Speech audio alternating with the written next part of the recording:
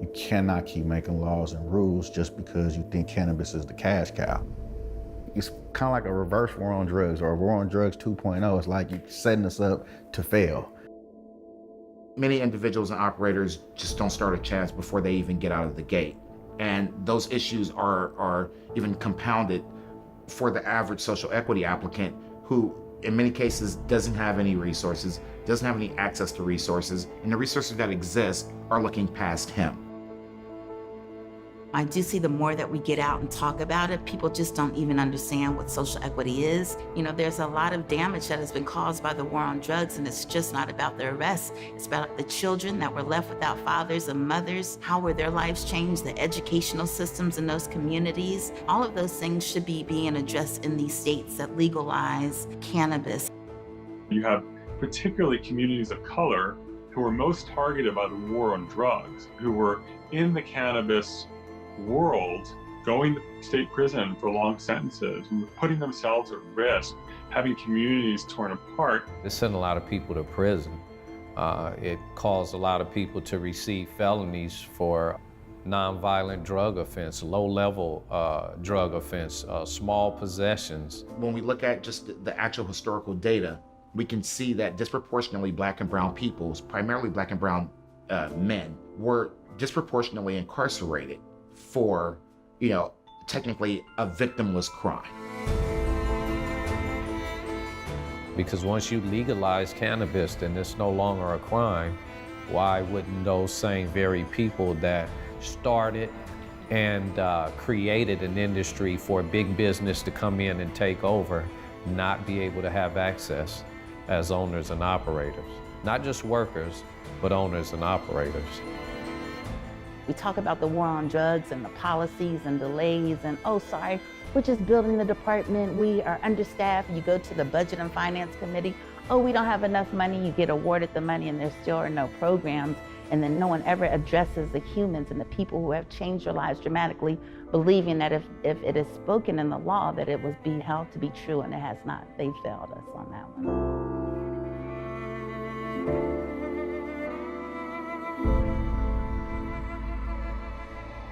Minorities are underrepresented in the cannabis industry, but as far as those people of color that are trying to get into the industry, the negative impact for them is that they're holding their locations, still paying leases on their locations after 2 years, and they haven't gotten a license.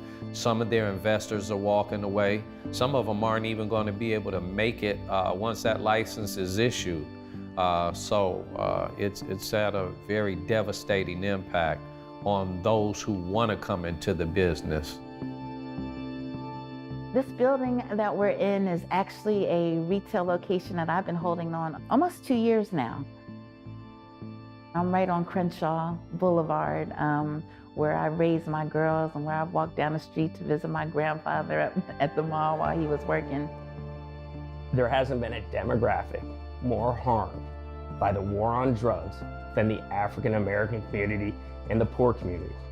How do we mitigate that and give back to those communities in a way that builds up not only those communities, but all the other communities that have suffered? Create that ability for all those hardworking, honest Americans of all different stripes, that everyone has a fair chance. And where those groups who have systemic oppression on them, how do we put in places systemic support to counter that?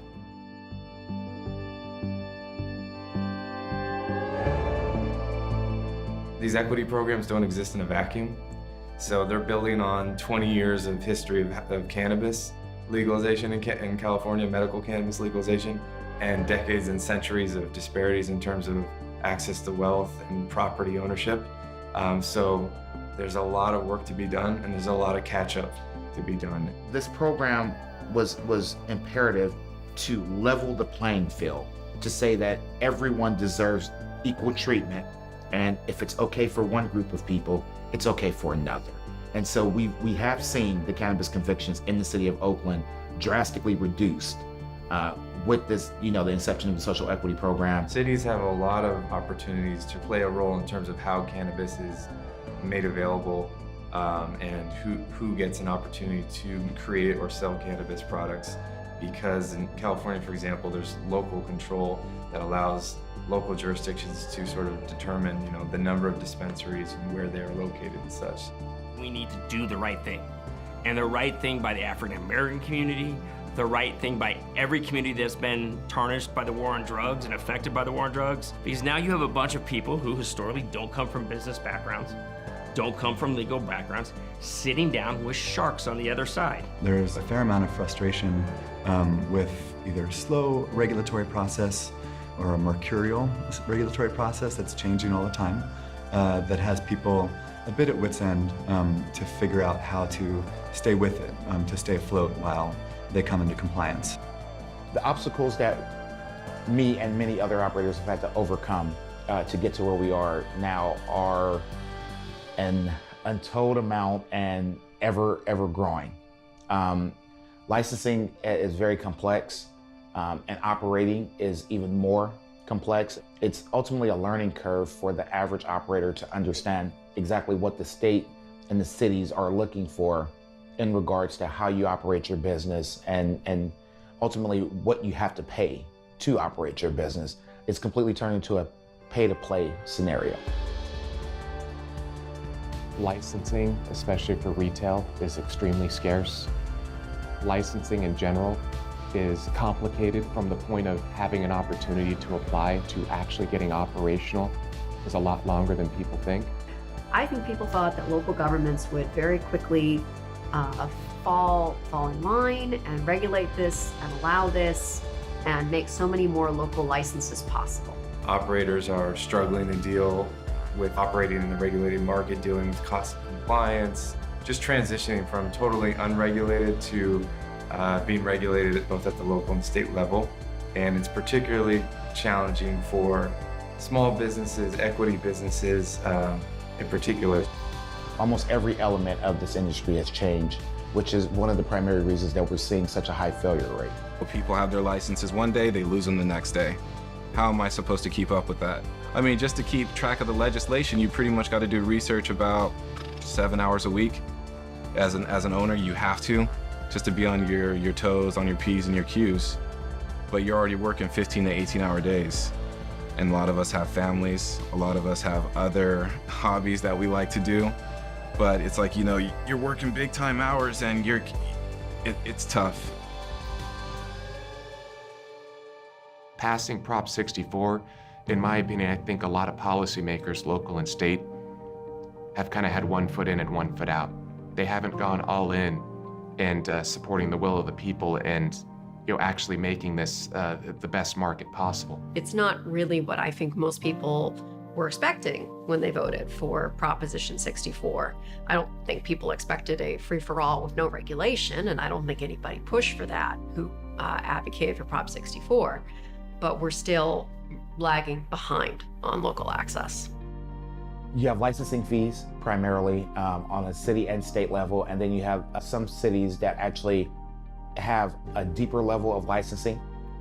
In some cases, you have to license the building and the business, as well as obtain a state license. And so licensing alone can cost you in the tens of thousands. Because cannabis is illegal on the federal level, you can't go to a bank and ask for a loan to start a cannabis business. When I get asked out on the street, how much does it cost to get involved? And let's keep in mind here that delivery is the most easily accessible license out of all of them. And for that one, I tell people, if you don't have, at this point, 70,000 liquid, you don't want to try to get involved.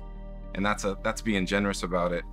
There's a lot of hoops and hurdles to not only get your local license or authorization, then getting your state local authorization, getting building and safety, if you need a conditional use permit, if you need to get the county's public health or fire to sign off on your build out. These things I've seen people go 12, 15, 18 months and counting, even after having a local authorization in hand. It's very difficult for people at all the different stages to get the licenses that they need and know that they're operating correctly. The lack of licenses in California as a whole And how that impacts California in a negative way is you do have pockets of city that are not participating in legalization. So therefore, there are a lot of people that don't have safe and affordable access to cannabis. The percentages really have gone vastly up, but we're still looking at 70% of the state not allowing this. We're also looking within that 30% at a lot of jurisdictions who allow it in incredibly small models. But that's not improving local consumer access. And that's a huge problem. We have also allowed cities discretion in terms of setting the zoning to zone the industry out of existence, or to have high taxes or hyper restrictive regulations. And even though it seemed in theory good at the time, we're going to tell cities you can have local control, what it's done is effectively banned cannabis in a large majority of California. So in big swaths of the state, people have little or no access to cannabis. When you have 188 shops in the city of Los Angeles that are legal and licensed, and then you have about maybe 1,500 that are unlicensed, it's kind of hard to compete with that. That's a common refrain. You guys make so much money anyway. You can afford it. People will pay anything for this. It sells itself. None of this is true. Yes, there is money. Yes, at this point in time, many people who are operating cannabis businesses, they're trying to make money. But if you want businesses to survive and to thrive, to expand, to employ more people, to have free market competition, to have prices lower, you need more local licenses, you need more opportunity. So fundamentally in the state of California, to support a thriving marketplace, we need to open up the support of the increased licensing within the state and then within local jurisdictions so that we can help support the industry and get the products and the inventory to the proper hands and through the proper channel. We've gone in some ways too far and made it so expensive to operate a legal cannabis business that it just, again, fuels the illicit market and drives up prices. It costs a lot of money to open a dispensary. Dispensaries, at minimum, in my opinion, cost at least $3 million to open if you have to buy the property. What they frame it as is that we're all millionaires. That's what everyone thinks. Oh, the cannabis market, it's $1 billion. There's the big corporate guys who get millions of dollars in investment, who go to these seminars and got the big 3-piece suits on and are pulling up in Maseratis. Then there's guys like me that flew over on Spirit Airlines, took an Uber over, try to adapt as much information as I can, try to learn as much as I can, and apply it to the business and try to stay ahead of the curve. It shouldn't be this hard to get clarification. We need to have greater access to be able to ask the state questions. And they do reply, but to be honest with you, it can take weeks. We don't have the flexibility of like a hair salon. A hair salon already has a process in place. So you know where you need to go and submit your application. You know the licenses that your hairstylists need to have. And there's a template and resources that walk you through that process. That doesn't exist in the cannabis industry. This is the law of the land. The people have spoken. So let us not put our heads in the sand. Let us work proactively to encourage local jurisdictions to open up, to make sure that the regulations and protections are in place to do this in a thoughtful fashion. And we need to simplify the structure. We need to make it easier for people running businesses to collect and remit and calculate taxes. There's a lot of work that we still have to do on the state level, tax-wise, regulation-wise. There's still this program that we need to finish rolling out with social equity. California needs to put their money where their mouth is and hire the proper staff to execute on these programs, whether it's social equity or whether it's just licensing and application processing. And there is a way to have big business and also make sure that the small people have the additional support that they need. They need to bring on people who actually know the industry. They need to get consultants. They've got all these subcommittees and committees for cannabis, but they don't have anyone who's actually been in the field. I am not a subject matter expert in this field, but it's imperative then that we have those that are in the industry to help inform and help shape the future of cannabis in the state of California. We can have good regulation without making it so expensive. We can have good taxes without making them so high that it fuels the illicit market.